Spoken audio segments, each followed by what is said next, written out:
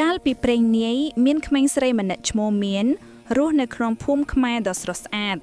នាងចូលចិត្តត្បាញសូត្រដែលមានលំនាំពណ៌ស្រស់ឆើតឆាយ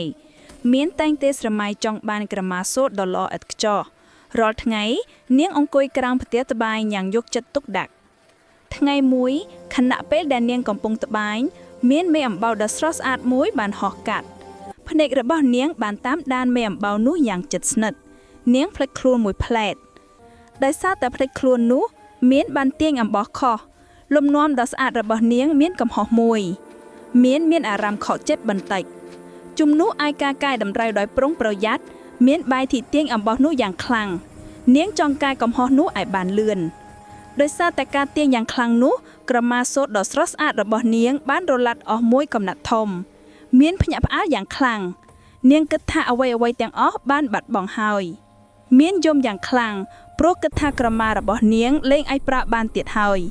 ពេលនោះយាយយ៉ែមដែលជាអ្នកត្បាញចិនណានបានដើរមកជិតនាងយាយយ៉ែមមើលមុខចៅស្រីដោយក្តីស្រឡាញ់យាយយ៉ែមបានអង្គុយចុះក្បែរមាននាងបាននិយាយយ៉ាងទន់ភ្លន់ថាកំហុសទាំងអស់សុទ្ធតែកែបានបើចៅមានកែអត់ធ្មត់មានមើលមុខយាយដោយក្តីសង្ឃឹមយាយយ៉ែមបានបង្រៀនមានពីរបៀបត្បាញត្រឡប់ក្រោយយឺតមានបានធ្វើតាមដោយប្រុងប្រយ័ត្នអំបោះម្ដងមួយស្រសៃទៅកំហុសនោះចាប់ផ្ដោតបាត់បង់ទីបំផុតក្រមាសូត្រនោះបានស្ដារឡើងវិញយ៉ាងល្អឥតខ្ចោះលំនាំដ៏ស្អាតបានលេចឡើងម្ដងទៀតមានញញឹមយ៉ាងរីករាយ